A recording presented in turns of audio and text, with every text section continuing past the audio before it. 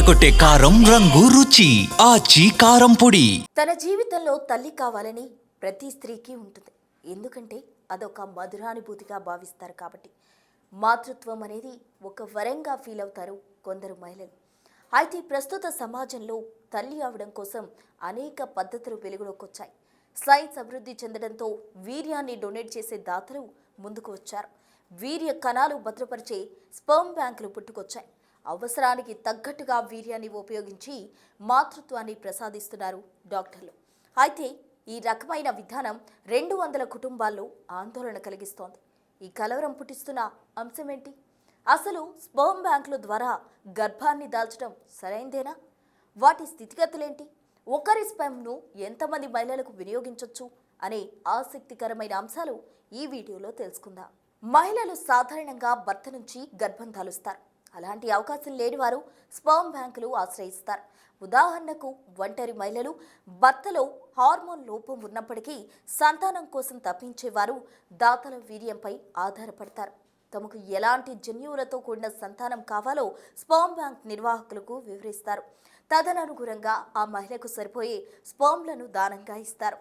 దీనికి కొంత ఖర్చవుతుంది. అయితే లక్షలు పోసి సంతానం పొందిన ఆ బిడ్డకు ఏదైనా దీర్ఘకాలిక సమస్యలు తలెత్తితే ఆ తల్లి వేదన వర్ణనాతీతం. సరిగ్గా ఇలాంటి ఘటనే డెన్మార్క్లో చోటు చేసుకుంది. యూరోపియన్ స్పర్మ్ బ్యాంకు ఒక వ్యక్తి తన వీర్యాన్ని దానం చేశాడు. దాని ప్రభావం 14 దేశాల్లోని 200 మంది పిల్లలపై ప్రత్యక్షంగా పడింది. ఆ దాత ఇచ్చిన వీర్యంలోని జన్యు పరివర్తన కారణంగా పుట్టిన పిల్లలు క్యాన్సర్ బారిన పడే అవకాశం ఉందని అంటున్నారు నిపుణులు. ఇప్పటికే 10ల సంఖ్యలో చిన్నారులు మృత్యువాత పడ్డారు. దీంతో ఆ తల్లులలో టెన్షన్ మొదలైంది. ఈ నేపథ్యంలోనే ఆ దాత ఇతోదకంగా ఇచ్చిన వీర్యంపై అనేక అనుమానాలు వ్యక్తమవుతున్నాయి. అతని వీర్యాన్ని అంత విరివిగా ఎందుకిచ్చారు? ఒకవేళ ఇచ్చినప్పటికీ వీర్యం పరీక్షల్లో ఆ ఉత్పరివర్తనం ఎందుకు బయటపడలేదు? ఆ వీర్యం వల్ల భవిష్యత్తులో అనేక ఇబ్బందులు తలెత్తుతాయని ముందుగానే ఎందుకు గుర్తించలేకపోయారు? ఇది కావాలని చేసిన చర్య లేక యాదృశ్చికంగా జరిగిపోయిందా అన్న ప్రశ్నలు తలెత్తుతున్నాయి. ఈ నేపథ్యంలోనే స్పర్మ్ బ్యాంకులు నిర్వహణ లోపం స్పష్టంగా కనిపిస్తుందని అంటున్నారు కొందరు నిపుణులు. వీర్య కణాలను భద్రపరిచే బ్యాంకులు సరైన ఖచ్చితత్వాన్ని పాటించాల్సి ఉంటుంది. జన్యు స్క్రీనింగ్ పరీక్షలు చాలా జాగ్రత్తగా నిర్వహించాల్సి ఉంటుంది. ఒక వీర్య కణంలోని 100 జన్యువులను క్షుణ్ణంగా పరిశీలించిన తరువాతే వాటిని గ్రహీతలకు అందించాలి అంటున్నారు. ప్రస్తుతం 200 మంది చిన్నారులు దీర్ఘకాలిక వ్యాధులతో ఇబ్బందులు ఎదుర్కొంటున్నారు. ఇలాంటి ఘటనలు పునరావృతం కాకుండా ఉండాలంటే ఒక దాత వీర్యాన్ని ప్రపంచవ్యాప్తంగా ఎగుమతి చేసే విధానంలో మార్పులు రావాలని సూచిస్తున్నారు నిపుణులు. ఒక దాత ఇచ్చిన వీర్యాన్ని అతి తక్కువ మంది మహిళలకు మాత్రమే వినియోగించేలా కొత్త చట్టం తీసుకురావాలని చెబుతున్నారు శాస్త్రవేత్తలు. ఉదాహరణకు బ్రిటన్లో ఒకరి స్పర్మ్ను 10 మంది మహిళలకు మాత్రమే ఉపయోగిస్తారు. బెల్జియంలో ఓ స్పర్మ్ డోనర్ వీర్య కణాలు 6 మహిళలకు మించి వాడకూడదు. అయితే తాజాగా జరిగిన ఘటనలో రూల్స్ అతిక్రమించి 36 మంది మహిళలకు వాడినట్టు తెలుస్తోంది. అంతేకాకుండా ఐరోపాలో తీవ్రమైన స్పర్మ్ కొరత వల్ల స్పర్మ్ బ్యాంకులు డిమాండ్ను అధిగమించలేకపోతున్నాయి. దీంతో విచ్చలవిడిగా స్పర్మ్ను అందుబాటులోకి తెస్తున్నారు. ఎలాంటి జన్యుపరమైన పరీక్షలు జరపకుండానే దాతల నుంచి స్పర్మ్ తీసుకుని ఇతరులకు అందజేస్తున్నారు. ఇంకా స్పష్టంగా చెప్పాలంటే దాతలు చూసేందుకు అందంగా మంచి ఎత్తు, జుట్టు రంగు ఉంటే చాలు వీర్యాన్ని తీసుకుని భద్రపరుస్తున్నారు స్పర్మ్ బ్యాంకులు.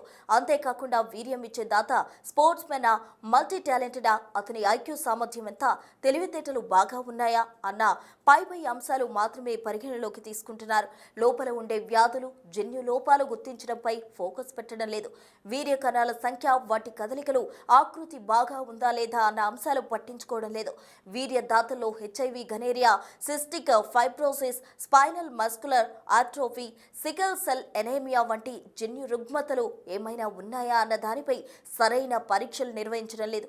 దీని ప్రభావం భవిష్యత్తు తరాలైన చంటి పిల్లలపై పడుతోంది. స్పర్మ్ బ్యాంకులు చేసే చిన్న తప్పిదం వల్ల ప్రపంచంలోని భావి తరాలు తీవ్రమైన దీర్ఘకాలిక వ్యాధులతో సతమతమవుతున్నాయి. ఇలాంటివి జరగకుండా ఉండాలంటే సరైన స్పర్మ్ బ్యాంకును ఎంపిక చేసుకోవడమే కాకుండా వీర్యదాతలు క్షుణ్ణంగా పరిశీలించాల్సిన ఆవశ్యకత ఉంది. ఇలా వీర్యదాతల ద్వారా సంతానం పొందాలనుకునే వారు కొన్ని సూచనలు పాటించాలని చెబుతున్నారు డాక్టర్స్. ముందుగా ఖచ్చితత్వంలో పనిచేసే స్పర్మ్ బ్యాంకులను ఎంపిక చేసుకోవాలి.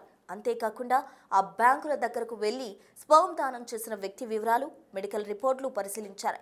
గతంలో ఇవి ఉన్నప్పటికీ ప్రత్యేకంగా అనువంశిక రుగ్మతలకు సంబంధించిన పరీక్షలు చేయించాలి. ఇలా చేయడం వల్ల పాత రిపోర్టులు తప్పుగా ఉన్నప్పటికీ తాజా పరీక్షల్లో వాటిని గుర్తించి ముందస్తు జాగ్రత్తలు తీసుకోవచ్చు. తద్వారా మన భవిష్యత్తు తరాలను కాపాడొచ్చు.